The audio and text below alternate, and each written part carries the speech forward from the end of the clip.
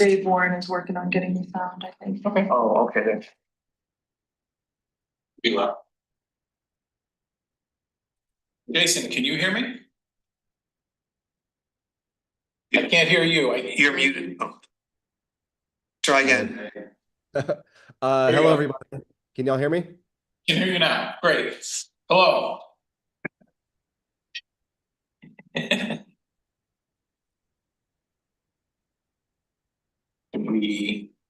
There are a couple still, maybe, or will we just go on the clock? We have a quorum. So. We have a quorum. Do you mind if I look down? Can you see down the hall just real quick before? Good. There's no one coming in. Okay. You're all set. Jason, you're ready to go. I sure am. Awesome. Yeah, all right. Well, good evening, everyone. This is a meeting of the Board of Ethics for the City of Bangor. We are meeting. I'm gonna be thinking about all that. We're meeting in the council chambers on October 23rd, 2025. It's still hard to say that out loud. I call this meeting to order. We're going to be working from an agenda, and the first of them on the agenda are the introductions. I'll begin. My name is Shane Leonard. I'm the council chair. Do you mind going next, Mike? Sure. You can say as much or as little as you want. Sometimes we've gone on, and other times we've kept it real brief. There's no right or wrong way to do it. Sure. Well, I'm Mike Mayberry, and I work for a financial firm in the area. I'm happy to be here. Nice. Yes, I am Stephen Bro. I am also happy to be here. I work for Maine Commercial Tire as a 21-year employee. Can't say lifelong resident of Bangor, but for the last 36 years now, I have been a resident in various forms. And correct me if I'm wrong, we've been 3.5 years since we have needed to meet, and I consider, quite frankly, that to be a good thing. Mr. McGee. Yes. Hi there. I'm Shane Leonard. I'm the chair of the ethics committee. All we're doing at this moment is just going around the table and just doing easy introductions. Anything that you'd like about yourself, it can be. Well, I was on the firearms discharge committee before this, and then I came here decided to be on the board of ethics after that. Besides that, I just I saw the thing for the meeting online, so I decided to come here. Didn't want to miss it, you know. No, of course not. Thank you. Thank you for showing up. Jason. Yes. Hi. I'm Jason Caniff. I'm just very quick introduction. I'm the director of peace studies at the University of Maine, and got 2 small boys. Been a resident of Bangor for about 3 years. Also happy to be here. Great. You two don't have to, but in the past they have. It's up to you. Sure. David Sepchek, city solicitor. Grace Innes, assistant city solicitor. Great. Yeah, that takes care of that. Next item on the agenda is to elect a chair. I'm currently the chair, but we do this every year at the first meeting of that, and we have not yet met this year at all. So strangely, in October, we're going to do that now. I would open up the floor to nominations, and we'll proceed from there.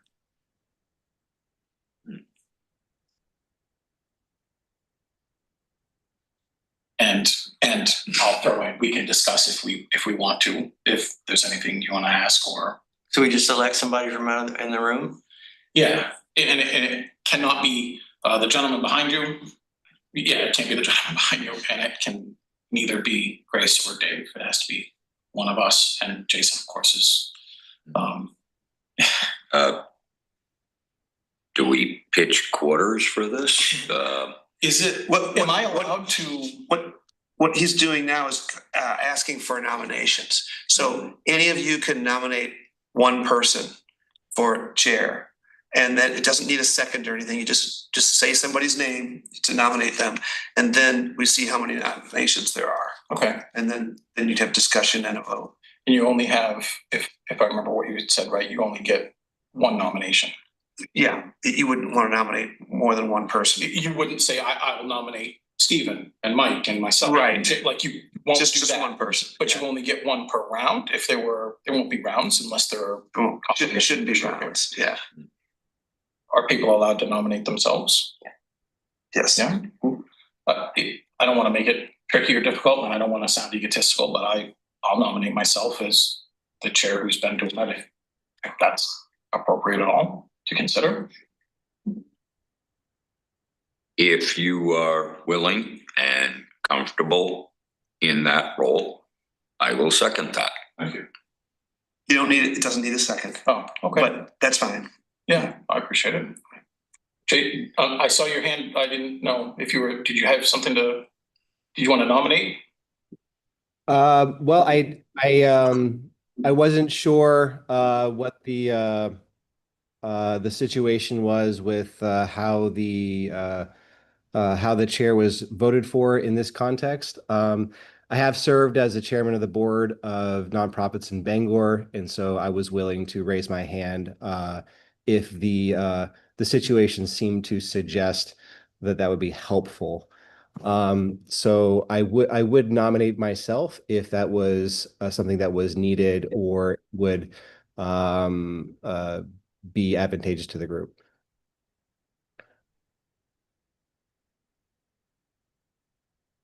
I hear 2 nominations. Are there any others? More nominations? I'll nominate, so we can nominate that guy too? So yeah, Jason has stepped forward and nominated himself, and I had nominated myself. So far, those are the only 2. I'll nominate the guy on TV. Okay. So now we have a vote. Yeah, you can, if you have discussions, if you'd like, if anybody wants to speak, you don't have to. You can just go straight to the vote and it would be a roll call vote. I don't know anything really to discuss on my part. I've done it. But I think a vote is just fine. So is it a roll call vote? Roll call vote, yes. Jason, your vote. Go ahead, excuse me. So I vote first. Sure. So I guess I'd vote for myself. Okay. Just trying to be helpful. Is this for the revote? This is just for to decide who is the chair. At this point, it would be a vote for Jason or for myself. See, I'll vote for Jason. Okay. Stephen? Turn. At this point, just to have continuity, I would vote for board member Leonard. Thank you. Mr. Mayberry? Sure. I would vote for Jason, sorry. Jason. I'll vote for myself, and that would be pretty easy math to do. That's 2 votes for me, 3 for Jason. Okay, so, Yep. congratulations. Yeah. Just as a point of order, as I've disclosed to the city solicitor, I'm currently outside of the Bangor area. I'm in Southeast Asia at the moment. I've got some kids overseas, and so I have a unique transnational situation. So again, I'm happy to be of service in a chair role, if that would be helpful, with the understanding that my physical presence there would be sporadic at best. And so if I'm conducting meetings, it would be from Zoom. So if technically speaking, that was something that would be an obstacle to the responsibilities of the board moving forward with various requests, I would be happy to defer this back to Mr. Leonard if that would be more advantageous for the board moving forward. I wouldn't want my technical obstacle and presence here as the man on the TV to be something that would be an obstacle to efficiently conducting business. So I get it. I respect that. I think that I think before we hear from the solicitors, that you would maybe be the best judge of that. If you, because you're there all the time and I'm not, I wouldn't know the difficulties that you'll have both for schedule, technology. I really don't know how that works, but you yourself would know. And I don't know to what level. I know that the solicitor's office has communicated some issues that we'll have upcoming. If you think that those are going to be tricky at all or difficult because they are, am I wrong in saying they're not time sensitive in the idea that they have to be done within 48 hours, but they are time sensitive where they have to be done within a reasonable window of time. The upcoming issues for the ethics board to consider. Yeah, I mean, there are reasons for it to be, need to be done within a reasonable period of time. I don't know if I have the, And I'm not asking you for the specifics on it, deadlines but on me right now, but,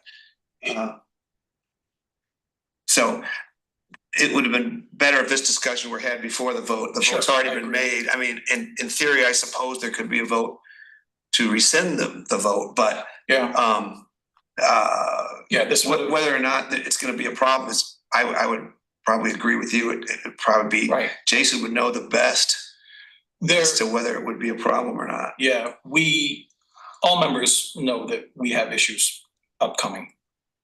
Okay. Yeah, there are three We know- items. we know as you- Why we're here. We Yeah, haven't, Steve and I have been on the board for a bit. All we usually do is have formality meetings because there haven't been many issues before the board. We're about to have several. We're gonna be a busier board than we've been in decades. If you think that that would be complicated or compromise you in any way, you're now the chair. My suggestion to you would be that your first act might be to hold the vote and reconsider that if you think it's going to impede or in any way affect your ability to be the chair. The board can certainly run without the chair, but we have to elect a chair pro tem every single time, which might be, I don't know, it might be something. But you're the chair at this moment, Jason. This is all up to you. If you want to rerun that vote, I believe the solicitors will tell us how to do it officially, but that might be a problem. I don't know. Sure. So, Jason, you're the chair now, so you run the rest of this meeting. Mhm. That's what the chair does. That's why we elect the chair first. So you have the agenda and the materials, right? Yes, sir. Okay, so, how you run the meeting is up to you from this point. Yeah. So you are the chair, so. Okay.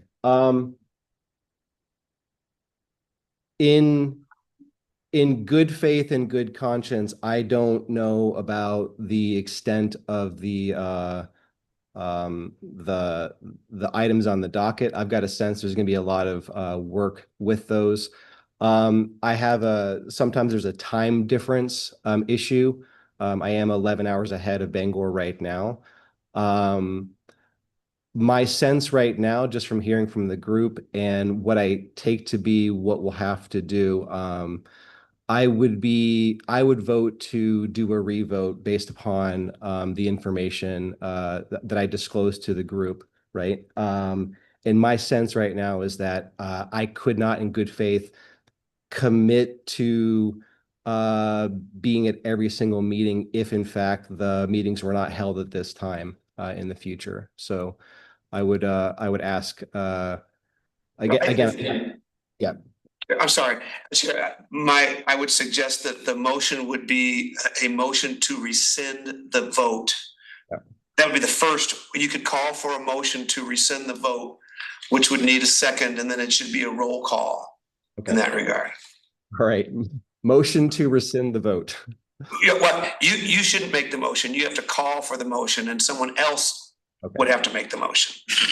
All right. So I call for a motion.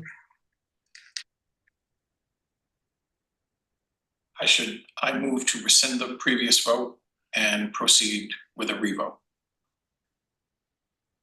Is there a second? Second. What are we revoting for? the motion that's on the floor is to rescind the vote for chair that just occurred. I'll do it again. Rescind it first and then do it again, yeah. Okay. Oh, yeah, yeah. Okay, so the chair, you might now call for the vote. I'm calling for the vote. So a yes would be We're to, nominating or we're, no, the vote would be yes to rescind the earlier vote. I understand. No, meaning you don't want to rescind the earlier And vote. we do that because we're on video with a show of hands. It's not just audible, right? Well, we want you to We want say it, roll call, because we have a member attending via Zoom, so we have to do roll call votes. Okay. Then, yes. Yes. To vote again? Yes. To rescind the earlier vote, I wanted to keep it the same. I would vote no. okay? And then the chair would be the last to vote.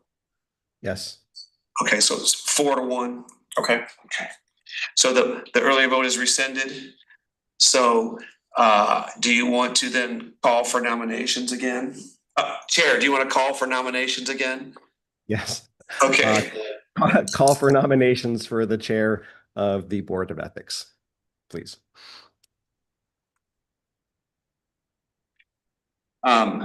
one thing we should have taken care of, but we didn't.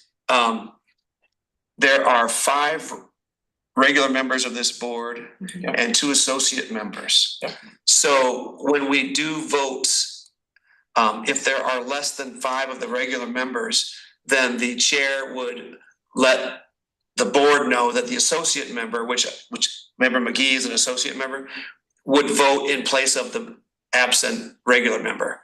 So if you just want to clarify that, I think that would be a good thing. That the associate McGee will be voting tonight in tonight's meeting in place of the missing regular member. Do you want to go ahead and do that, Chair? I'm sorry, could you repeat that? I should have directed you earlier on this. It's just a formality. There are 5 regular members and 2 associate members on this board. One of the regular members is not here tonight, and the other associate member is also not here tonight. So because there are less than 5 regular members here, the chair would need to designate that the associate member will be voting tonight at the meeting. Because if you can have 5 voters, you should. And so the associate member will vote in the place of the absent regular member. The chair just needs to make that designation. I'm designating that the associate member is voting in place of the regular member. Perfect. Okay. Yep. So now you could call for nominations. I will nominate Mr. Leonard. You should call for nominations, Chair. I'm sorry. Someone else should be. I call for nominations for the chair. Okay. I nominate Shane Leonard. Okay.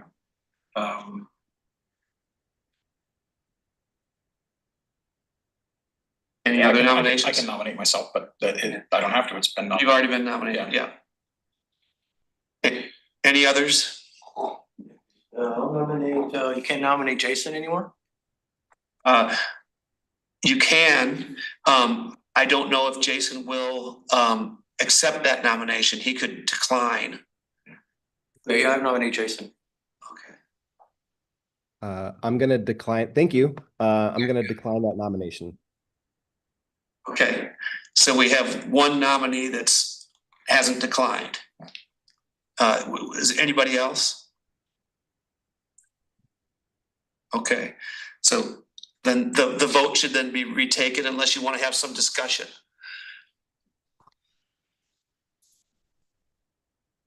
Do you want to call for the vote, Jason? Sure. All right. Call for a vote for chair of the Board of Ethics, please.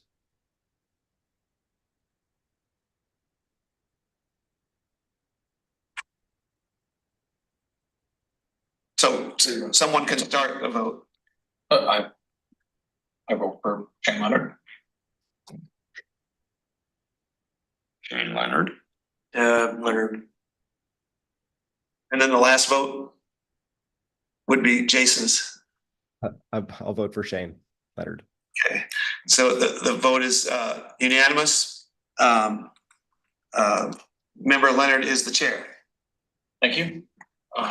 And also, thanks, Jason, for taking a moment and explaining it and also recognizing too, it, you know, it's appreciated. It wasn't meant to be difficult or off-putting in any way, but you know, it is appreciated because we are gonna have a bunch of work ahead of us and it's only gonna help.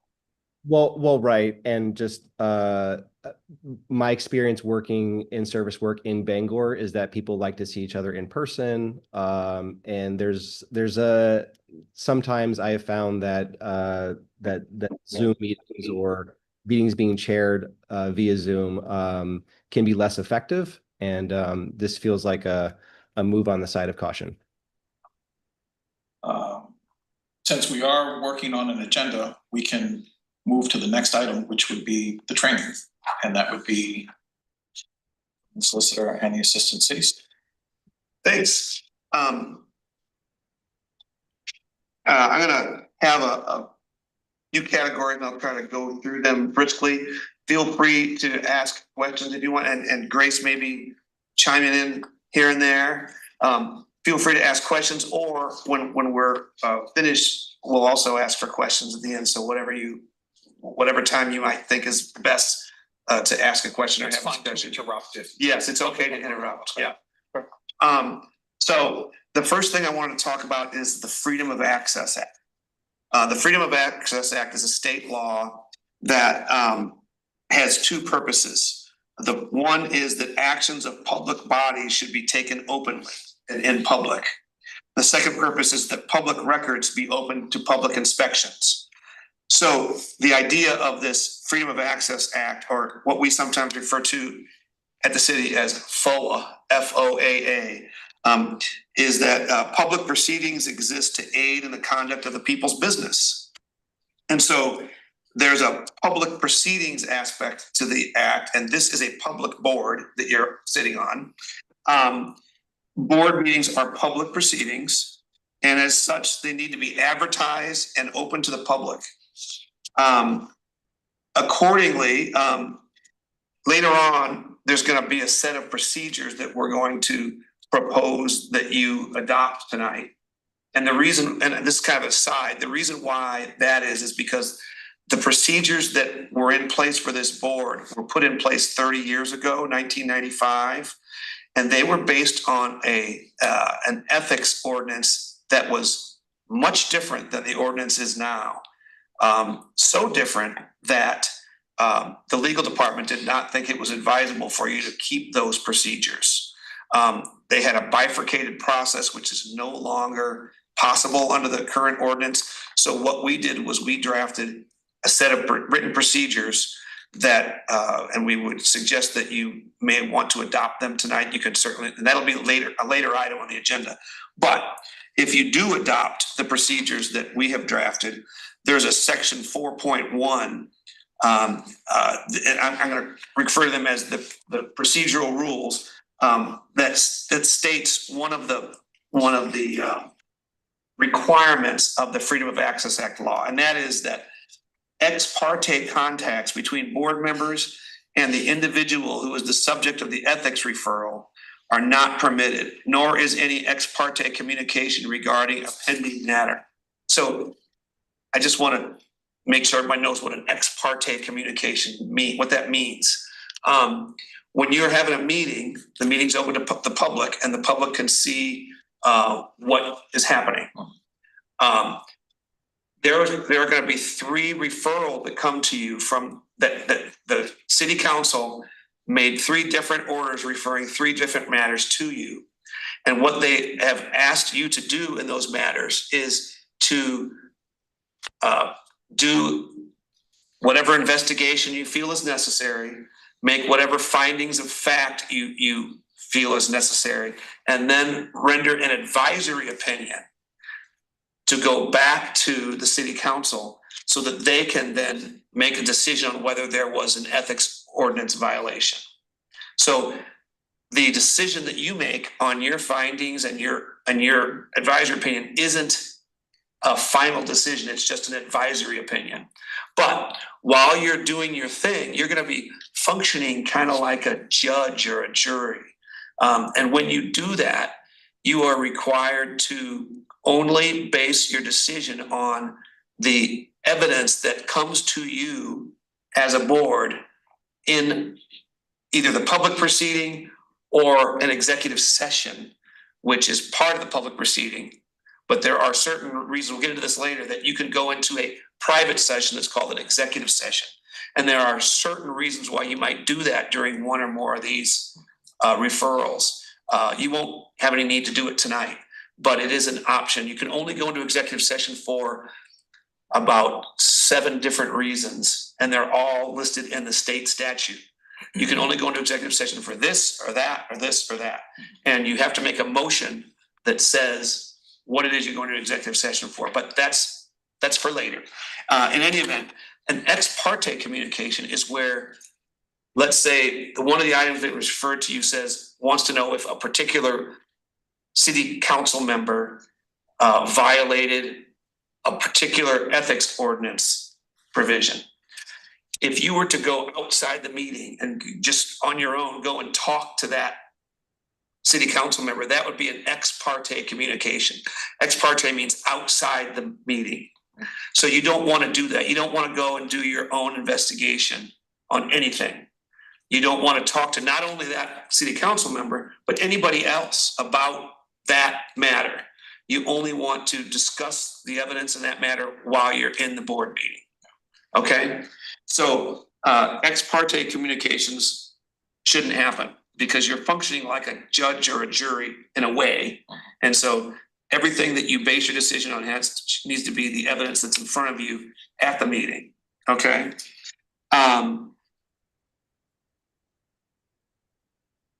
Just so that we are clear. And you shouldn't even discuss with each other outside the meeting the particular item that's been referred to you. Go ahead, I'm sorry, I didn't mean to cut you off. Just so we're clear on what I believe I heard you say, that we function in an advisory role and we formulate our opinion and we bring it to the council. The council then has the authority to disregard our opinion, even though it is a matter concerning different council members. Is that is indeed? That is correct. You could give an advisory opinion that says, we think the council should find, or we find that, this happened and whether this was violated or not, and they could disregard your opinion. It's only advisory. One way. If they wanted to. The I'm other, not saying that they depending would. on the whims of the individual council members. Correct. They could follow your opinion or they could not follow it. Which almost renders us moot. No, I If would they not can say that. disregard- If they can The disregard. reason why I would say that you're not moot suggests, if it suggests that your opinion doesn't matter, they would not have referred it to you. They've referred these items to you because they wanted to. They voted to refer them to you. So they want your investigation because you're somebody that's not connected in any way to any of the allegations. And they want you to make findings of fact, and they want you to render a written opinion on what you think, whether there was a violation or not. Okay. And being respectful of that they do still have the ability to disregard our findings. Correct. Our findings would be public though. Yes. Yes. They would be presented by your office. Anything that Council? They is, would be, you are gonna put your decision in written form. Yep. And that written decision is going to be put on their agenda. Yep, and it would be entered into record, and then Yeah. if they did decide, they're like, well, we don't agree. And at least we would be still seen as having done our due diligence. yes. Yeah. That's right. But as an advisory board, we have colloquially no teeth. We suggest what we see from no bias because we're not involved. And we give an estimation of, these are the facts, these are the findings, did they meet or did they not? And then proceed from there. But we don't get to, there's no punitive ability for this board. Right. Yeah. These three items were all referred to this board under one particular ordinance provision that says if the council wants to refer an ethics matter to the Board of Ethics, they can do so. Yeah. And then once the council refers it, then the procedure is set forth in the ordinance. And so that's what that's what you're gonna proceed on, not tonight. Right. This is just an organizational thing to get you all ready for that. Yeah. Okay? So under the set of procedural rules that we have drafted, and if you adopt them, that section 5.3 of the rules states that meetings are open to the public under the Freedom of Access Act, except for properly convened executive sessions.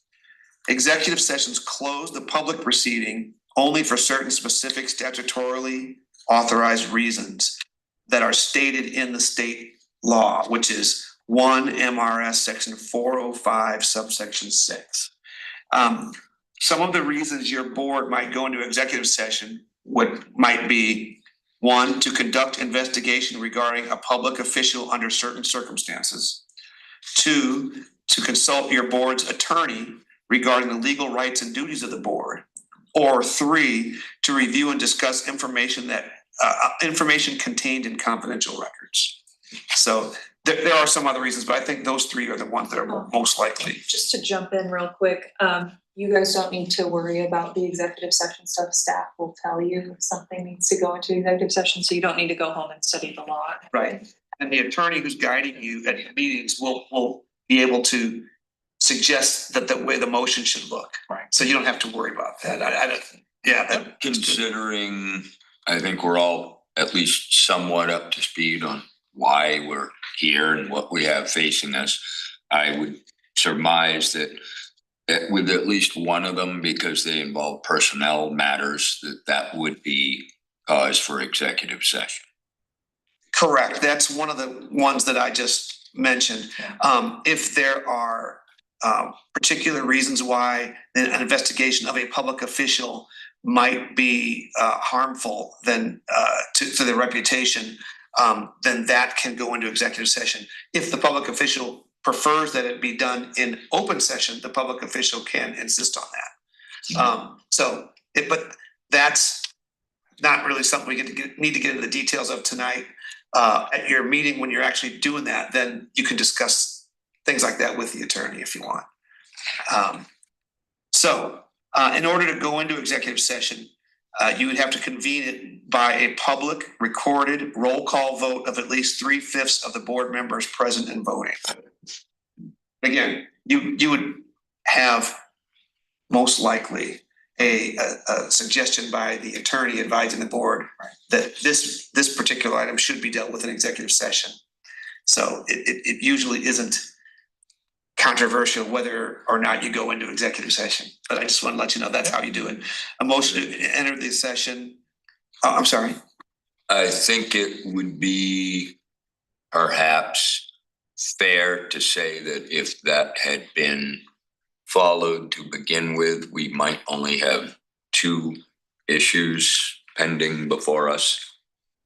Had that executive session privilege been invoked, with the one that kind of got this whole ball rolling. Yeah, I don't. It's possible. I don't. Okay, so a motion to go into executive session must indicate the statutory basis and the precise nature of the business of the executive session. The attorney advising your board can assist you in making the proper motion. No other matters may be considered during the executive session, and no official actions may be finally approved in executive session. You would generally come out of executive session before you would, for example, take votes on things, okay? So members of the board should avoid discussion of substantive matters verbally outside of a board meeting and by email, text, or social media. I want to talk a little bit about records now. This is also under the Freedom of Access Act, the second prong of it. the intent of the state law, the Freedom of Access Act, is that actions and deliberations of the city and its boards be taken openly and that records of actions be open to public inspection. What you should do is you may assume that any record that is in the possession of the city of Bangor or any public official involving the business of the city will be considered public unless some state statute or other law makes that document non-public. Because there are a number of state statutes and other laws that come into play in that regard, we're not going to go over all of that. It is safe to assume, though, that any documents or communications created or received by a board member involving the business of the board is likely a public record. Okay. Written communications include texts, emails, social media posts and messaging, or any other electronic communication regarding city business. Okay. All communications regarding the business or activities of the city should be considered a public record, even if it is on your personal device. I believe they all been given new email addresses for the board or not. Well, it is recommended that you create a new email address for your position on the board and use that for any and all board communications. And it is also suggested that you do not delete any communications, documents, or notes taken during your board meetings because they may be the subject of a Freedom of Access Act request at any time. Finally, you should be aware that the city may request to review your electronic communications involving any business of the board. Any questions about that section? Well, just so we are perfectly clear, and I was trying to find it here quickly, that would include two people discussing something, say Mike and I. Would that be proper? I am fully cognizant that we could not meet as a group of three or more outside of session without that being a matter of public record. But say if Shane and I bumped into each other downtown somewhere and we had, 2 sentences worth of discussion, does that constitute an illegal meeting? There are 2 different aspects to what the scenario that you've created. One is it communication that could be obtained by a Freedom of Access Act request? Right. Mm-hmm. So if you and Shane are outside and you text back and forth about the board's business, and somebody made a request that would include that communication could be obtained by a member of the public. So it's FOA-able, as we call it. The other aspect is, would that be an illegal ex parte contact? You should not be discussing the matter that is referred to you outside of this meeting. If you are talking about something having to do with the board's business, but not specifically that matter, it would not be an illegal meeting because there's not a quorum. Right. But we suggest that you don't have those communications because number one, they are FOA-able, and number two, if you're talking about the matter that you are reviewing, there could be a problem with ex parte type stuff. Does that make sense? Yes. Okay. Yep. I'm trying to maintain a sense of transparency here. Right. For the public. That's the whole reason for the Freedom of Access Act. And it's a good question, because it's not like we wouldn't, maybe all of us at some point run into one another and just genuinely share what is common, which is our board work. Mm-hmm. Yeah, right. It's a good question. Yeah, it is. Yeah. Any other questions about that section? I'm going to move on. I want to talk a little bit about your decision making. So you will be making decisions on finding facts and making your advisory opinion. You have an investigative function. So your investigative function and its advisory opinions that you're authorized to make are subject to due process requirements. Article 4 of the procedural rules, if you adopt them, spells out some of the due process considerations the board should follow. Due process is the requirement that legal decision-making matters be resolved according to established rules and principles, and that individuals be treated fairly. The commitment to due process requires that the board and its members proceed in a way that is unbiased, fair, and impartial.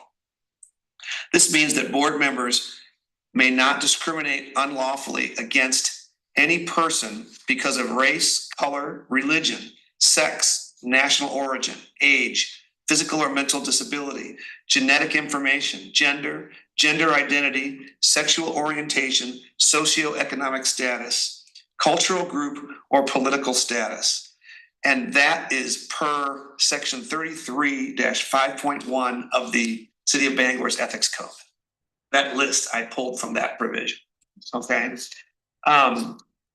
Now, Article 2, Section 2.2 of the procedural rules that we have drafted requires that all regular board members present at the meeting must vote on every item unless excused from consideration of an item because of a conflict of interest in accordance with the city's code of ethics. So that you can't abstain unless the board has voted that you have a conflict on an issue.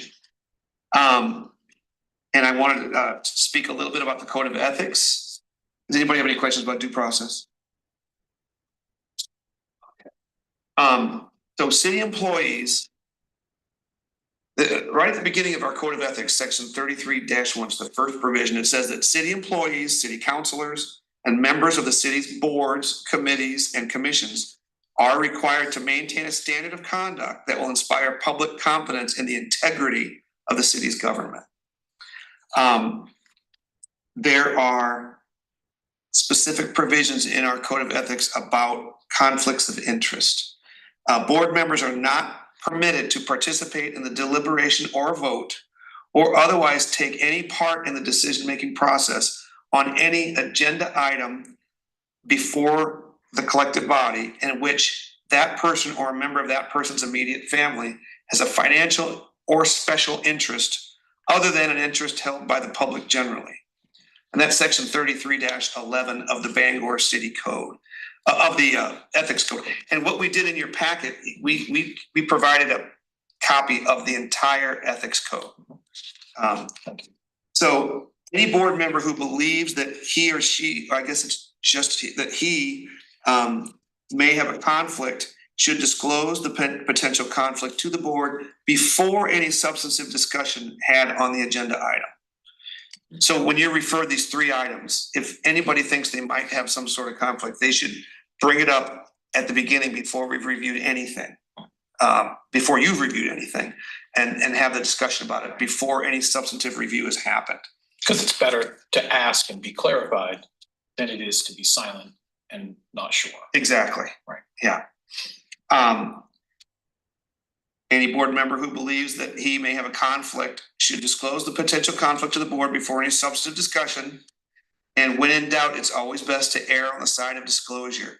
Once a potential conflict is disclosed, the board members should ask specific questions to that person about the facts of the potential conflict, so that the board is informed on the factual situation and can make an informed decision about the potential conflict.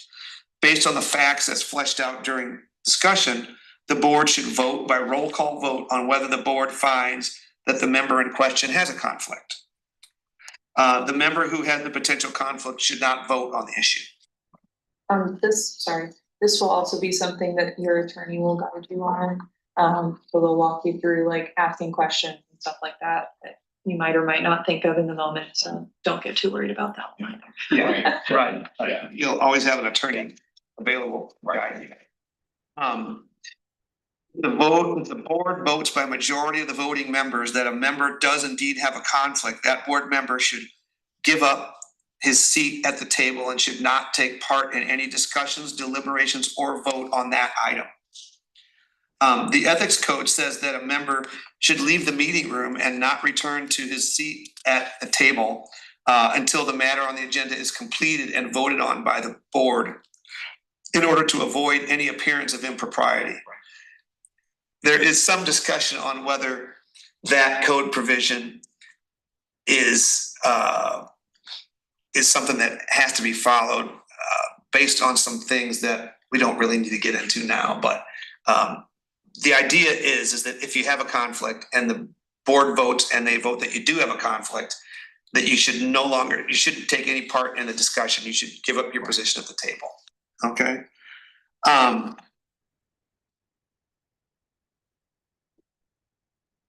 just want to, For that, just to clarify, that's also just for that issue. You're not asked to remove yourself from the board as its entirety. You're just being asked for the sake of propriety to maintain the transparency and excuse yourself from this proceeding.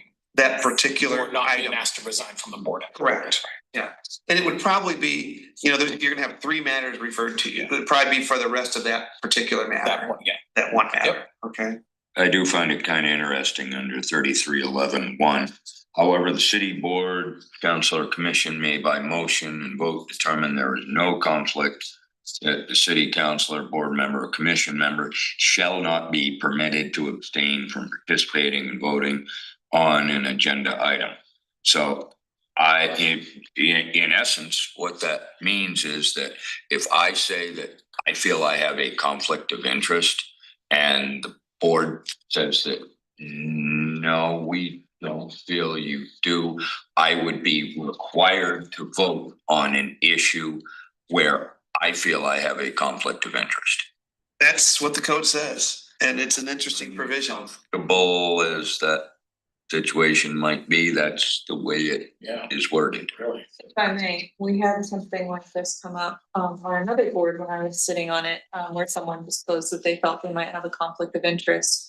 But after we kind of dug down into it, they didn't really have an interest that was different than the public as a whole. So like sometimes you might feel that you have a conflict of interest because perhaps you attend the YMCA and you're voting on an issue regarding the YMCA, but that's not different than really the public as a whole, because a number of people attend the YMCA. So your, vote might not be a conflict. So I think it sometimes comes up in that instance, you know what I mean? That's a good point.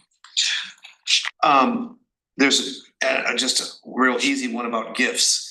Board members may not accept gifts, favors, or other things of value in return for a decision the board is making. So that's a pretty easy one. And then I want to talk about confidential information.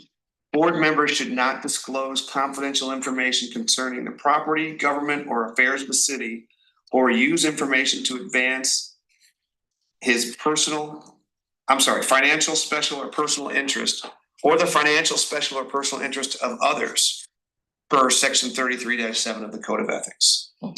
Confidential information means information, oral or written, that is available to board members only because of their position with the city and is not a matter of public record. So, By staff as Yeah. confidential. right. Right. So for example, Yeah. if there's information that you become aware of during executive session that is not Public. public information for good reason or, for any reason, Right. then you cannot Disclose.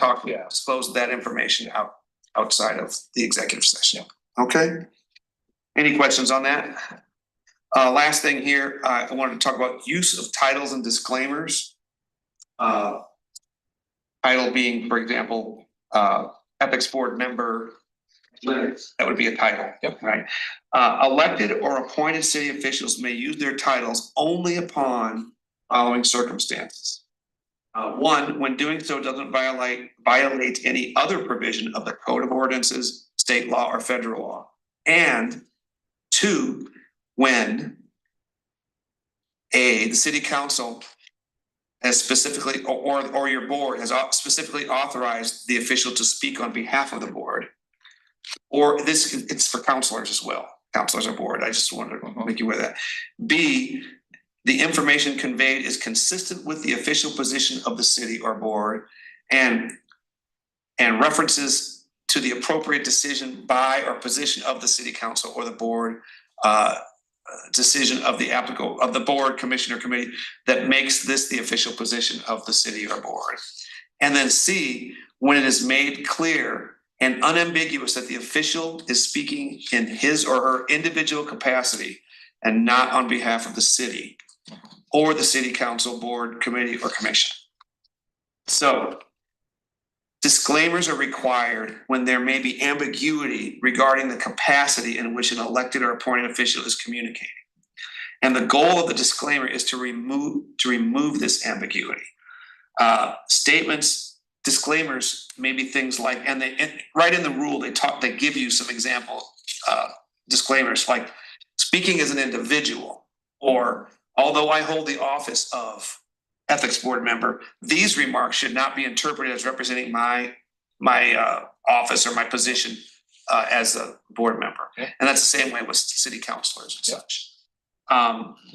Section 33-13.1, capital B2C of the Code of Ethics makes it the public official's duty to ensure that there is no ambiguity about whether the public official is speaking in his or her individual capacity and not on behalf of the city or the board. Any questions about that? I remember when Stephen and I were on the board that were drafting these procedures and trying to figure out, maybe the easiest thing to do was to just say on your social media posts, the thoughts and posts here are mine and mine alone, something like that, because that was hard. Yeah. I want to take 1 second, if you don't mind. Jason, I just want to double check. Audio's good. You're hearing everything. You're getting everything in. Okay. Yep. Thanks. Good catch. One more section, social media, okay? Board members should not be perceived as representing the city in their social media posts. They should either disclose on their social media page or in their post that they are speaking in their personal, private capacity and not as a representative of the city. Board members should avoid posting about their views on the city. Section 33-7.1 of the Code of Ethics provides parameters to be followed when using social media while working or during activities related to work for the public. Its purpose is to offer a way for the public to be able to distinguish between your personal opinions and comments made in your official capacity. Section 33-7.1 capital D provides language you need to use when using social media so that the public knows you are expressing personal views and not any official view or view of the board. Yeah, for example, in my like bio on my social media, I just have like the thoughts contained on this website are mine and mine alone. Yep, same. So easy. Yeah. Just to put it in just your get it bio out of and there. then it Yep. goes out there. So any questions on any of the training that we've just been talking about? Anything, Jason? I'm good. Thank you. Okay. Well, that's all I have for now. The training, yeah, now we can Move on to the next item. which is the discussion of adoption of the procedural rules that you place in the offices come up with. Yes, and as I was saying before, I'm sorry, Dave, excuse me, and if it should be known, I think it's obvious, but if it isn't, it should be said. If you come up with a question later and you want to find out, we can always come to you. It's not the, Yes. if you think of it in this second or you don't get to ask it ever again, obviously it's not like that. So there's no pressure. If later you're going to the card and you're like, come on, I need to know about this, because sometimes I think better when I'm driving, so. Okay. and that reminds me of something, you can always ask a staff member, I do, yeah. because that's not an ex parte contact. Right. Okay. Yeah. So if you want to discuss something with the attorney that's guiding your board, you can do that. You can call up. How does, The legal department is the liaison between the city and this board. I may not be the attorney, I will not be the attorney for the matters once you undertake them substantively. That's gonna be an outside attorney. But you can always contact your attorney, and that's okay. okay, so that falls almost under attorney-client privilege. Well, you can talk to other staff members as well. You could talk to anybody on staff at the city, and it's not a problem. As long as they're not part of the committee. Right. Right, because they're not making any decisions. Yeah. Yeah. Of- So do you want me to talk about the procedural rules? Yeah, please, if we, I tried to bridge between, that would have been like 3A, just making sure that if there were any other questions. Yeah, It's so review.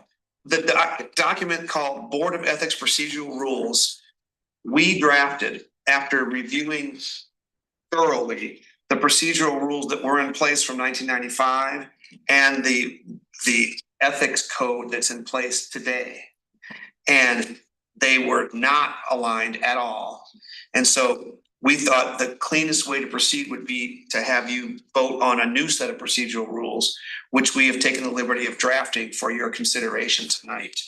This format is a common format that's used by other boards in the city. Sometimes they pass bylaws. The reason why we call these procedural rules is because that's the language that's in the Code of Ethics ordinance. It says this board can pass its own procedural rules. So we use the word procedural rules, but they're kind of like bylaws. And so if you're wondering about the formatting, it is a very common format and easy for people to know where things are because it's a common setup for that other boards, that a number of other boards use. These are tailored specifically to you though, your board. And I would just make one note that in here, what we do is we say that, you always have to follow state law and you have to follow city ordinances, and then you follow your own procedural rules.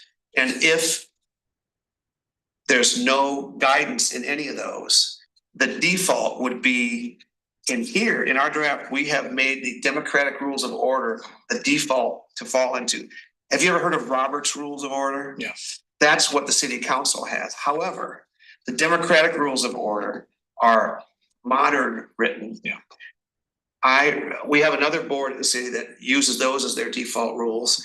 And when I trained that board, I had to read the democratic rules of order and get familiar with them in order to train them. It took me an hour to read the democratic rules of order. Robert's Rules of Order were written in the 1800s. It's this thick, and it is, you could read it for a year straight and you still wouldn't understand what's in it because it's not written in a way that's very understandable or user friendly. Yeah. And my suggestion is that that you make the democratic rules of order your default rules. It'll be so much easier for everyone if you do, in my opinion. And you can look things up in them so easily. They basically follow the Robert's rules, the ones that are used by boards. It's just that they do so in a way that you can understand. Yeah. Perhaps Easily. modern English. Yes, English that we speak. I always said it was the Cliff Note version of Roger's Rules, but it's better. Yeah, so that's what's in And here. it's a good safety net. I understand why it's in, or anything that could come up. Between city, state, board rules, and now you have that as the final net protection, say, well, it doesn't apply to here. Right. Probably, right. And you can take a look at these as long as you want. I'd be glad to answer, Grace, or I would be glad to answer any questions that you have about this draft. And we can discuss that. But that's what we want to present to you tonight for adoption, so that you'll have these in place before you have your next meeting, where you will be addressing one of the referrals to you.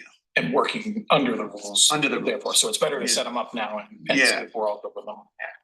When will our next meeting be? Is it soon? Um, And I'll have to heard these meetings. This is just like a four a year or something. Is that what they go by? We're supposed to meet quarterly. We're supposed to meet 4 times a year. One of the things that I had a question about in the rules is that, as I said at the start of this meeting, this is the first meeting we've had this year. Yeah, this is the first time I've been. We typically haven't adhered to that in the interest of just respecting everybody's time. Things have changed a bit. That falls on me as the chair. I haven't called a meeting and I haven't asked the solicitor to send out for one because there were no issues before the board. We could certainly have done something performative, which is to just zoom in, to check a box that said we did it. But we haven't done that, and I've chosen not to do that, but technically we are supposed to meet quarterly. this year, you're gonna be meeting we're gonna meet more a than few times yeah, you'll make up all your Sure. yearly ones Everything this we year. missed, we're gonna make up Yeah. for probably, but yeah. Yeah, I mean, So even the answer to that, honestly, James, is, we're supposed to meet 4 times a year, but we haven't. Yeah. And I don't know if that's the right way to say that admission or not, but we haven't. The last time we met before this evening was February 2nd of 2023. Yeah, and those quarterly meetings would be more like I think the intent of those meetings is more like when you guys are making recommendations to the city council about amending the code of ethics. Right. Now, this will be kind of a special meeting because you're going to be talking about issues that have been referred to you. Mm. So it will be more than quarterly Yeah. for a while. Jason, I thought I caught something out of the corner of my eye, but you might have just been moving too. I'm sorry if I'm. No, I appreciate the check-in. Just moving in the frame here. Okay. I don't know if, do I have to make a motion to open up the floor to discuss the procedural rules, or can we just openly talk? I don't think you have to make a motion. You could just call for discussion on Yeah, the rules. I would call for that discussion. Now, do you guys have any thoughts on them specific? I have a few, but I don't want to jump ahead of anybody, and some of them are just English major nitpicky, which probably butts up against legalese, because English major nitpicky sometimes doesn't. He's an English major. Yeah, all right. So I didn't know. internally conflicted. Yes. Right. I didn't know if anyone had any ideas or, had any questions or corrections, maybe? I did review this briefly. It was for several minutes. Unfortunately, at the time, it was on my phone. Yeah. Do we, if we do not make a decision on this tonight, what are the ramifications? If we decided we wanted to take a few days to review this? Well, here are my suggestions. Depending on what you see tonight, if you see that you'd like to make a few minor changes, we could potentially make those changes on the document, and then you could vote to adopt the procedures as amended tonight. If the changes are more extensive than that, right, then you could ask the legal department to draft the changes that you talk about tonight, and then come back at the next meeting with a new draft. Right. And that would probably be the meeting where you're gonna address one of the referrals. Yeah. But at the beginning of the meeting, you could adopt the procedural rules at that time if there are so many changes that you want to do it that way. Yeah. And that's two options. I mean, there could be a third option if you want to spend more time, Yeah. Revising drafts and that sort of thing, but that's the possibilities. Yeah. So I would assume that what you shared about the procedural rules are the substantive changes that was made between the two versions, or? You mean the old ones? Correct, yeah. I purposely did not include the old ones tonight because they were so not matched up with the way that ordinance is that I thought it would just create confusion. Yeah. What I went over tonight during the training were the things that were in this draft. But, and those are substantively, that's the hard way, No. are different than you gave highlights, is what, is that correct? I did. Yeah, perfect. Yeah, this set is, I don't want to get into too much detail about this, but the old set offered a bifurcated process where you followed one process for this and another process for that. But you don't have a this or that anymore under the ordinances. There's only a this. So we ended up taking some of the stuff from one set and some of the stuff from the other set, and we combined them into this set. We Frankensteined it together. Yeah. It's reasonable to proceed knowing that these are the amalgamed, sort of the modified of what was good about them and what wasn't. It's just been cut out and left because of technology or the way that the world is and is not 35 years ago. Yeah. For that matter, okay. I think the important thing is that the ordinance had changed so much since then. We don't even know exactly what the ordinance said back then, Almost but unrecognizable. but it's not, the ones that are currently in place from 1995, they're just not appropriate for you to proceed in that manner, because the ordinance says different things now than it said then. Thank you.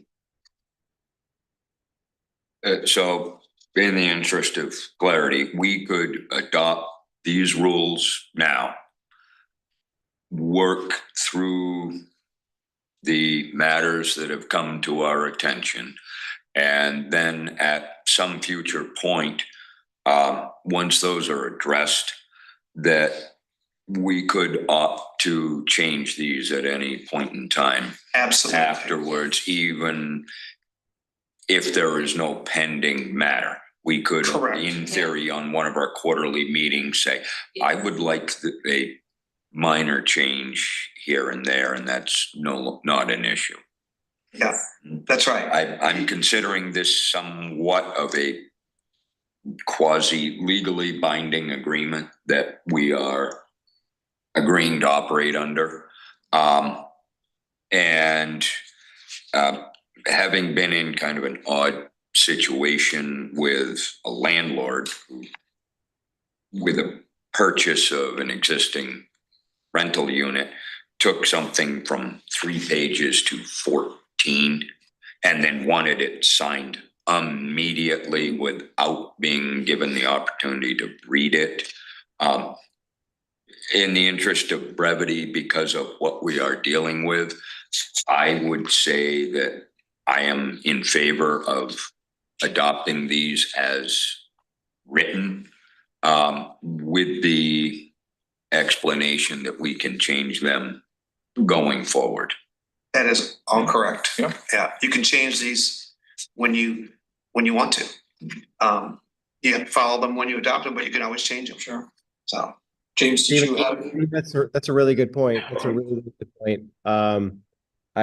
I had similar scenarios on boards where there's a lot of information that has to be digested in a very short period of time. And sometimes that's by accident, sometimes that's not so accidental, in order to force people to adopt things they don't completely understand. Of course, that's not happening here, but there do seem to be pressing issues on the docket, and I'm certainly in favor of your suggestion to move forward expediently, and then to tackle the issues. And then through tackling those issues and rendering our opinions, we discover upon further detail in review, and I'll be doing the same as you, Stephen, we can come back and have this conversation again and even get the legal team involved. Did you have any questions or changes that you had off the top of your head, James? No, I just, well, I guess what the situation is we're just, like a situation came up and Board of Ethics, now we have to solve it or something like that.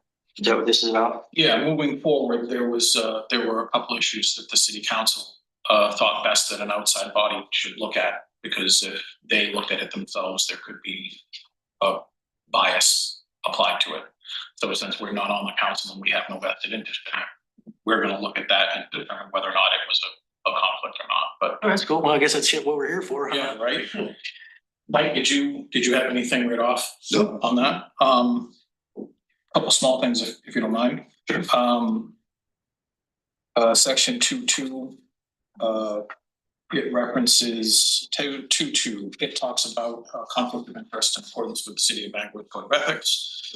In section 2.3 at the end, it also talks about that, but then you have a note to see section 3311 of the city code. That should be in the end of section 2.2, because it might go on too quick. 2.2 voting required. Yeah, in the procedural rules, section 2.2, all it does is establish the parameter for this specific section. This is the English major in me. It says in accordance with the City of Bangor's Code of Ethics. In the next section, 2.3, you're quoting the part of the Code of Ethics, 3311 of the city code. And that should be up in 2.2, because you're mentioning it first. You mention it. Excellent catch. There needs to be I'm not seeing it right. Can consistency. I show you? Well, I got it. I Okay, just want to respond to it. sure, please. In section 2.3A, Yep, we are citing to a specific portion of the code of ethics, okay, namely section 33-11. yep. In 2.2, we're not doing that. I misread it then because it said in 2.2. At the end of an item because of a conflict of interest in accordance with the city of Bangor's code of ethics. 3311 is conflicts of interest. It could have been cited there, but it wasn't. So, Okay, if you want us to add a cite to that. like I section, said, that's yeah. that's the only nitpicky English major thing I had. Yeah. It's sort of like it's sort of like in the beginning when you say the Board of Ethics, then you quantify it by saying we're gonna say the board. If you didn't say that there, you said it 3 sections down, you should have said it at the top. Well, But there that's is different. kind of a reason why there's no cite there. I believe you. And the reason is that there could be either a conflict of interest or other reason why a board member is not allowed to participate that might not be talked about in 3311. Okay, For example, like a prejudicial bias. Yep. That might be talked about in somewhere else. So I did not cite specifically that makes sense. under 2.2 to Okay. that section. Yeah. When I was reading. Try to leave it a little bit more open. No, that's fine. When I was reading through it, it stood out. There's only a couple others that I had. Section 5.1, as James just brought up, actually. I have a question that I would defer to the board, but also to you both. 5.1, section A, where the board shall meet as follows and then quarterly. We haven't met quarterly as designed in a long time, and I think there's a tongue-in-cheek way of saying that it seems unethical to put forward rules that we know we're not gonna follow. So is there another way to rewrite 5.1A? Of course, we should be meeting quarterly. That's what the city's code says. As the chair, as I explained earlier, I can call meetings quarterly. And if the world has changed so that we actually can do things through Zoom or FaceTime or however, maybe that's an easier thing to do and we can adhere to it. But I feel hesitant to acknowledge rules that I'm not gonna follow and Well- haven't been following. Does that make sense? I get it, but it is in the ordinance and the ordinance takes precedent over these rules. So it's really just a citation to the ordinance. And perhaps I think we should follow what the ordinance is saying, but I'll defer to Dennis. I will say that the ordinance doesn't say the meetings have to be January, No, of No. course. July. No, that No. That was just Clarifying Yep. when I wrote. example quarterly there, but no, and it is there. Mike, Does the chair have hesitance about holding 4 meetings a year?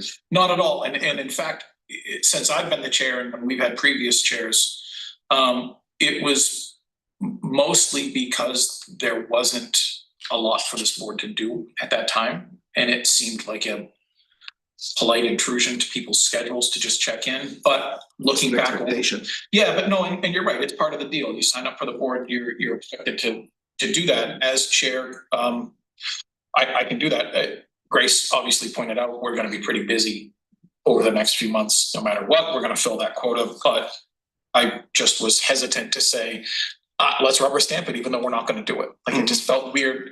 It felt unethical. One thing that I might, as I think about this and as you're discussing this, when it says at least quarterly and then it gives the months. Yeah.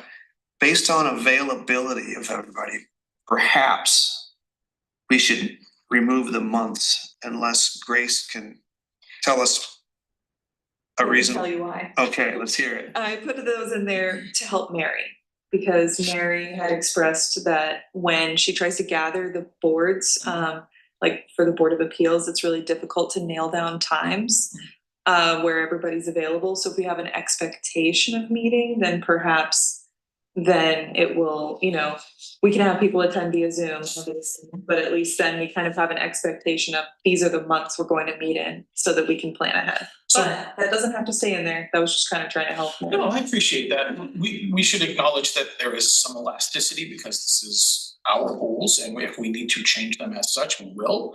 But I don't mind that as a placeholder of sorts. That gives people a sort of idea of doing it, and I'm all about helping Mary now. I don't know that we have to be on the record to try to make her job any harder. We can if she wants. Is that okay going forward? Like, we'll take it as it comes, and if we try to have a meeting and everyone's just not available in April, we'll do it in May or June. Like, we'll figure it out. The idea that was kind of cooking in my head on that, where it says at least quarterly, Yeah. quarter one, quarter two, quarter three, quarter four, any time within that quarter. Yeah. But I am equally fine with keeping the months, Okay. simply so that there is a greater expectation. Yeah. What if we said, for example, comma, January, April, or something like that to make it a little bit Oh, I think- looser? Well, that could, yeah, I don't know, that might. because maybe some designation of possible Flexibility. gives us the elasticity that I'm more comfortable with than just absolutely walking over it and saying, "Ah, we don't need it." But like Steven said, if it's within that quarter, yeah, Mm. right, that would be fine if that's a. What's the most?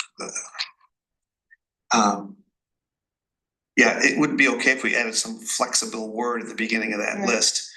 I don't know which, Potentially. for example, you think Well, that'll yeah. do it, for example? Right. We can add for example Yeah. before the word January. Sure. Jason, good? Also, an English major, as well. Yeah, so, I was hearing you say earlier, David, that like we haven't had meetings, the whole year. I was beginning to wonder if I missed a meeting or two. But we have, what looks to be many, coming our way, and there's the sort of idea that we sort of made up for the quarterly meetings. We kind of we stocked them, and now we can kind of fill off that that expectation.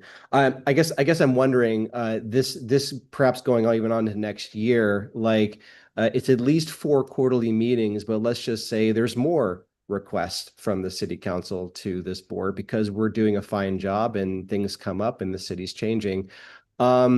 Is there sort of flexibility in here to where, like, well, we're meeting a lot. We don't necessarily have to have this sort of pre-scheduled, predetermined quarterly meeting. Like, we could meet perhaps 3 times in the first quarter, and then maybe the second quarter we can kind of take a breather. So I guess I would be in favor of any kind of like semantic monkey wrench that would allow some flexibility there, to give us a break if we need it. I see what you mean. And for sure, if we meet 11 times by June 1st, I don't know that we have to necessarily meet in the fall unless we have pending business handed to us in a city council order. That changes everything. But as a check-in, I take your point. I would totally agree with that. Yeah, I do too. If you meet a number of times for these items, you shouldn't have to Right. fill out the quarter because, Right. I think Yeah. any meeting is a meeting. Right. You Yeah. know, If we get done with the last meeting on say June 30th, do we really need to meet in July? However, that kind of becomes one of those things that it's easy to agree on, difficult to define. Yeah. Kind of like pornography. We all know it when we see it, but write that down. That's okay. That made sense. All of our input on that. The last thing I think I had was on section 5.3. My question might be an easier cliff note. It's one of the larger entries, and maybe if I just ask this outright, when I was reading this, I had a hypothetical that came to mind, and it was what I wrote down like this. What happens in an instance where 2 people are engaged in a matter before the board? One individual requests the meeting be public and the second requests an executive session. The wording in here is that the board must honor that request, but what if there are conflicting requests? Whose request is upheld? And then I wrote as a joke, tie goes to the defense, like tie goes to the runner. So if a city councilor has a disagreement with another city councilor, and one of those city councilors, when that order comes to us to suss out, says, I want that in an executive session, and the other says, I don't. Who wins? the answer to that is spelled out in the Freedom of Access Act statute. Okay. Because the the way that you would go into executive session and under a scenario like that would be to investigate whether a public official has had a violation of one of the code of ethics. In that statute, it says if the public official being investigated, if there would be, and I don't have the exact. You don't have to quote it. Yeah. I'm not If it holding you to it. something about the reputation, then Right. that needs to be an executive session, but it also says if that public official wants it to be an open session. Right. Then it has to be an open session, so the accuser doesn't get to choose, it's the one that is being investigated that gets The to defense. determine whether it's gonna be an executive session, or whether they wanna insist that it be an open session. Okay, I imagine a situation potentially where if there were two counselors at odds with somebody, with one another over an order, excuse me, that what would we do if they both wanted different things? But that helps. So- Yeah, if one's Okay. the accuser and one's the accused. Mhm. And just to kind of dovetail on that, what if another counselor other than accused or accused feels that that should be an executive session matter? Where are they basically muted on that? You know, they are not allowed to Well, offer an opinion. the counselors can offer an opinion, but it's the board that decides whether you go into executive session or not. And you only go into executive session for one of these reasons. And the attorney can help guide you on whether this item should be discussed in executive session or not. And if a counselor has a problem with that, if it's the accused counselor, then the statute says what happens. If it's not the accused counselor, you can listen to an objection if there is public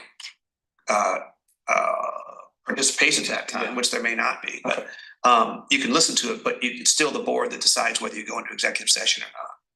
And you'll have the guidance of the attorney. Okay. If there are no other questions or comments or suggestions about the procedural rules, can the chair make a motion, or do I ask for motions? You I should have to call ask for a motion. I would call for a motion to accept these procedural rules as they are in the moment, knowing that we can alter and change them as we discuss. Can I just make sure we Sure. know exactly what your motion says? Did you I'm want gonna make it clearer. the one little change, or do you not care about that one little change, the one where she said, For example, January. 6, for example, just those two words we put, or does not? If you're friendly with the thesaurus and it comes up with a word you're happy with, sure, put it in. I think, again, we will, as the chair, I'll take the responsibility for running the elasticity of the time. But if there's a way to put it in that makes it easier, that's great. But I think your motion should be clear. It's not your motion. No, I understand. Whoever makes the motion, you should be clear. I move to adopt these procedures as amended with, for example. Okay. Or I move to adopt these procedures as is. Yeah, I think that's the easiest way. Okay. Is there a motion? I move to accept these as amended, and move on. Second? I second. We have to vote now. You can have discussion if you want, but We've discussed, I think, unless there's anybody, if there's anything else. Jason. Yeah, he's good. Jason's good. Do we need to vote on that, or is the motion to accept? you should do a roll call vote because there's somebody in attendance by Zoom. So the vote is to accept these as amended. Jason, Yes. James? And so these are being amended? Yes. Yeah, okay. Steven? Yes. Mike? Yes. Yes. That's a unanimous, okay for that. It's an 11 character change with a space in it. Not that massive. It's, maybe this isn't proper, but it's not listed on the agenda and we are working from the agenda. I'm so used to asking if there's other business. We haven't met in a long time. I can't imagine there's other business. Is it improper to ask if there's other business before? I don't think so. Okay. I think that's. Is there any other business before the board this evening? Seeing none, hearing none.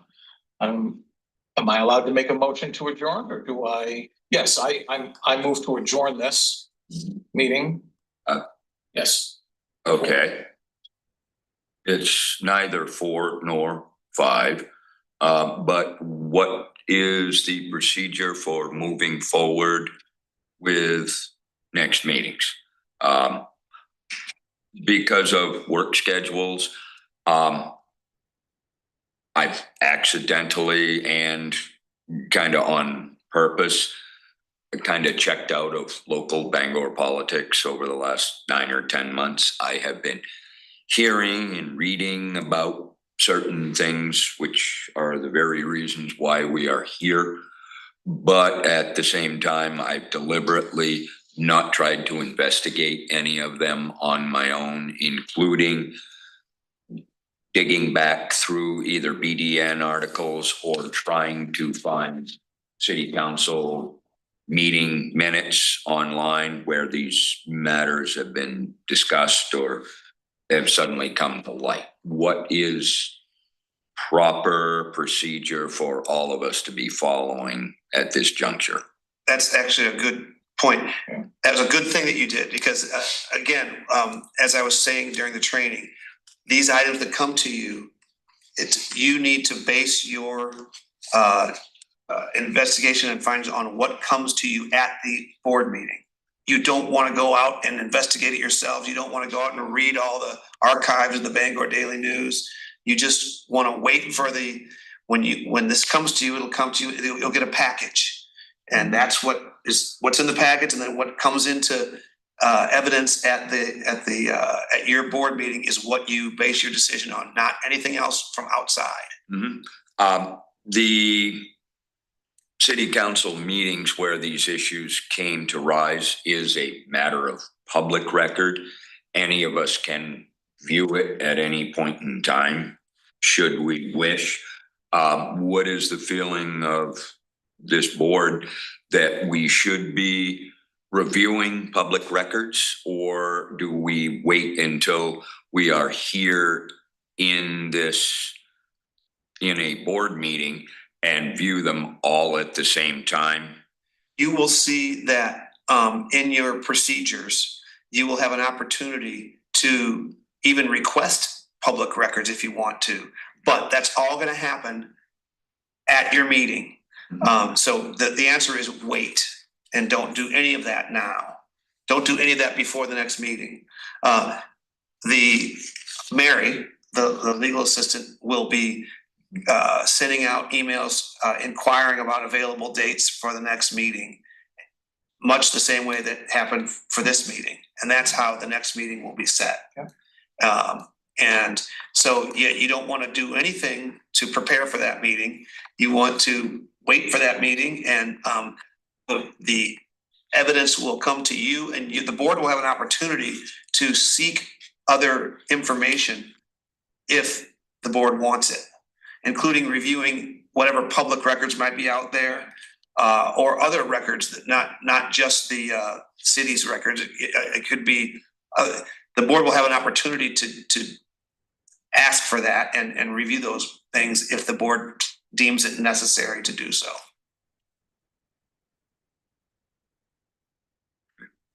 I have just one item to share. I'm not sure if this qualifies as new business for the chair.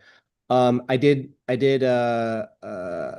disclose to the city that I'm currently in a transnational mode, and I wanted to be clear to the board about sort of my situation, just to because residency is required to serve for the city. It doesn't appear like it's an issue for the city, but I wanted to share that with the board, and just as a precautionary measure, as we are a board of ethics, and just make sure you're all aware of that. I am a resident of Bangor. I have been for a few years. I'm registered to vote here, driver's license, ties to the community, business address here, business dealings here. In terms of my physical home, I've been more nomadic for a bit because I do have children overseas, and I've been staying with like, hotels, family and friends, and kind of like intermittent coming to and from Bangor. So I don't have a permanent physical home in Bangor right now, but I do consider Bangor to be my permanent residence and my place of residency. It didn't seem to be an issue for the city. I just raised that question just to be sure. So I want to just, in full disclosure, let the board know about that and to see if there's any issues with all of you. But from my perspective, I'm a Bangorian. I just happen to be overseas doing research and spending time with my kids, but I do come back and forth to Bangor. But board members have to be residents of the city of Bangor, and I heard member Caniff say that he is a resident of the city of Bangor, and that is the important standard.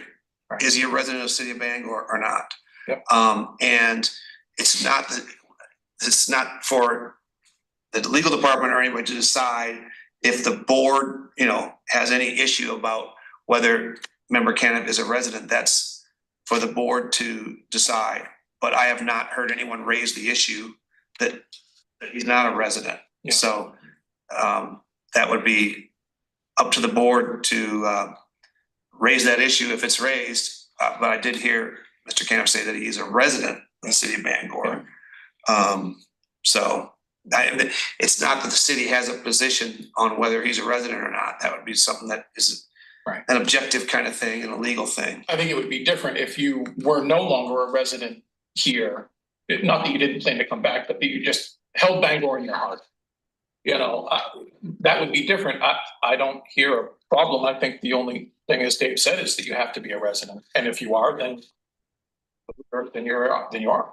A resident means you have Bangor as your for voting purposes. There's no definition under the code of ethics, or even under the ordinance that's in this context. But there's for voting purposes, a resident is someone who has their permanent place of where they live in the city, and if they're not here, they intend to return to that place. Yeah, permanent place of residence here. But does anybody have any?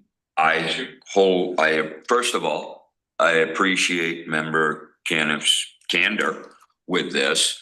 And I would be fully in favor of, if his driver's license and indeed his passport lists a Bangor address, then that should be exactly what we should be following. The one kind of concerning part of that is the fact that he mentioned, as part of public record, that he has no actual permanent address here in the city. That kind of, had I not heard that sentence, I would have been perfectly fine with saying, no, this is above board and acceptable for him to be a part of the committee. I'm a little conflicted based on the information that board member Caniff himself provided. I will throw that out to our other members. As the city solicitor, I would say that to be a resident, you have to have a residence. And Jason, you have residence in Bangor. You're just not in Bangor, obviously, as you've said. No. So I had a place on State Street for close to 2 years. And then after that, due to my commitments overseas and here, I chose a more unconventional living situation. So I'd stay in a hotel temporarily, stay with family and friends, and also overseas as well. I do have a business address in Bangor that I do operate a business from. I don't sleep there. I don't intend to sleep there. I do have ambitions to purchase a home in the area as soon as prices come down. I hope sometime soon. I'm not paying $450,000 for a Bangor box in Little City. It's not going to happen.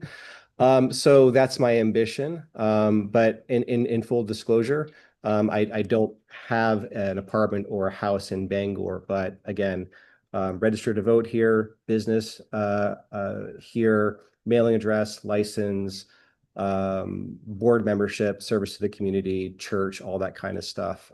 Everything that I was a part of when I was full-time in Bangor is still in place, with just the caveat that in order to permit myself to then handle, let's call it legal issues overseas, I would have to then come back and forth in this manner. So it felt important to me on an ethics board to be clear about that. And I'm happy to step down from the board if it's an issue for the board, but I'm also happy to serve if you're if you're willing to see that as residency as such. Thank you. Thank you for sharing that and for clearing it up. I actually think that that's a question that maybe you need to, if you can, suss out better, because I think Stephen's point is valid. I take Jason's statement and I understand everything he's saying. And this has nothing to do with you personally, of course. So please don't take it as such. I probably could start a business in Boston and have my mailing address there. It doesn't mean that I'm a resident there. Right. I don't know how complicated that is, but I would like clarification. Right. Jason raised that issue earlier today by email to me. Yeah. And so we did look into it today. Yeah. And I wasn't really clear completely about the fact that he doesn't have a residence here. I kind of thought he did. Right. I understand. And so I think my answer is that if you don't have a residence, then you're not a resident. Right. It's strange because I think taking it to the city clerk and then to the solicitor's office is sort of the 1-2 of what I would have done if it wasn't happening in real time in a meeting. And I did consult the city clerk. It's absolutely like the Ouroboros, the information is just going around. I think that that's a possible hiccup. I think that's a possible problem. Yeah. Like I said, at least for voting purposes, the term residence means you have a place here that you intend to be your permanent residence. Even if you're gone for an extended period of time, you still intend to come back. Right. But now tonight I'm hearing that there's no place, there's no residence. And that you would like to come back, of course, but that situation is, it's being worked on.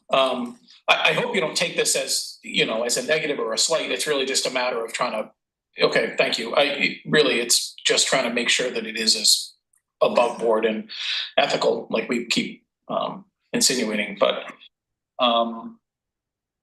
so how would we proceed from here? Is this a matter of clarification with the clerk tomorrow with new information that we all have that we can't do at this moment? Yeah, we can check with the clerk and we can contact you, Jason, right? Of course. Yeah, and it may be that he may have to resign from the board. It may be no big deal, or it may require you to step down until you have a residency here. I would, almost on a federal level, because a passport is a US passport, I would say that federal law might perhaps trump state. And if on his passport it lists a Bangor address, I'm not sure how we as an advisory board could supersede that. The problem is that Jason just told us he doesn't live there. Right. He doesn't own it. If So he can have an address. was a PO box per se, or just as an example. Residence. Yeah, that's where mail comes. That's where he is registered to vote. And this may be moot if his mailing address is a street and number that he doesn't live at anymore. But if he is listed as having a PO box, I'm questioning whether or not we could overrule that. Well, I think there's a difference between a permanent address and a mailing address. I think those are two separate addresses. Yeah. So I think if you don't have a permanent residence address, that I think is the problem. That raises a good point, because for several years, 30 odd years ago, I had the same PO box and I probably lived in 5 or 6 different apartments at that, during that We time. can certainly look into this further and speak with Jason and talk to the clerk and Please, and then just solve it. You just want to get it clarified, and there's some nuance there, but The other part of that, and again, our decision can't be swayed by it necessarily, but if Jason has to step down, do we lose a quorum? a quorum would be 3. So, of this okay, board, yeah. all right. yeah, Well, please, yeah, and I know you will, but just figure out where that line is and whether or not he's on one side or the other. And Okay, thank you, Jason, for, actually, even as strange and maybe as uncomfortable as that last 10 minutes might have been for you to listen to us talk about where you do and do not live. It's gonna help going down the road, because if we have to make decisions and for some reason you're making decisions that you can't be a part of, that's another problem that we have to just unwind. yeah. well, So thank right. you. Yeah, I would, I don't know if any more discussion needs to happen in this context. We can wait for the city to get back to us, but I would just say, that the way people live nowadays, we have a changing world, we have changing technology, changing ways of what it means to live here or live there. And it seems to me that, we might be operating from a very, not rigid, but a very conventional sense of what home is for certain people at certain times. We have migrants and refugees. And then in my own situation, because I do have transnational obligations, perhaps this question and what I'm raising today could be something that would have to be discussed down the road, right? So like what would constitute someone being part of a community, I guess, is the bigger question here. And if that answer is you must own or rent something permanently full-time in a city in order to be a resident and also to serve on a board, I think that's an important thing to clarify and is an important distinction to make. But I think that if that was expanded in some way, that would be beneficial for more people, and it could include more voices into the conversation. So my 2 cents. Thanks. We'll give it a thorough look. We appreciate you bringing this up now. Yeah, thank you. This is definitely the appropriate time to do This is so. the time, right? Yeah. This would be Yeah. it, so. Before we get into issues. Right, not when we're deciding stuff before the board, right? Right. If you're hearing that. Please. Jason, are you done? I'm good, thank you. I do have one other thought, and this is probably as appropriate a time. I do believe we are 2 members short of having a full board. Is that my understanding? We have 6, we We have have 6 and 1 vacancy, and One. the sixth, we have 5 full seats and 2 associate seats. Correct. And right now, Okay. only one of the associate seats is empty. Mhm. We're actually missing a real member. We're missing 2. We're missing John King and Oh, I thought you meant like we were like the board was missing like a member of No, the full board. just John is a. it's, so we just have one actual vacancy between, all right. And I am one of those people that is neither left nor right, and I'm rather proud of that fact. I dance squarely in the middle of 50%. I know people on both sides of the political spectrum that I could reach out to. What is the actual process for that? That would be something the same as how I came to be on the board, that it would wait until the council decides to take up an application. Yeah, so there are applications for seats, and so whoever you guys might want can apply, and then the city council will potentially appoint them. Okay. Yep. As I would, in my mind, takes a volunteer. Yes, it takes a volunteer, but at the same time, I very desirous to see all of the positions filled. That makes It sense, yeah. becomes more difficult, the more vacancies we have. If, I believe that's it. Grace, did you? No, if I hear a motion to adjourn, then I think we're on our way. Motion or move to adjourn. Second, Second, then that concludes this meeting of the Board of Ethics. Thank you, everybody. Thank you. Thank you. Thanks, Jason. Thanks for taking the time. See you, Jason.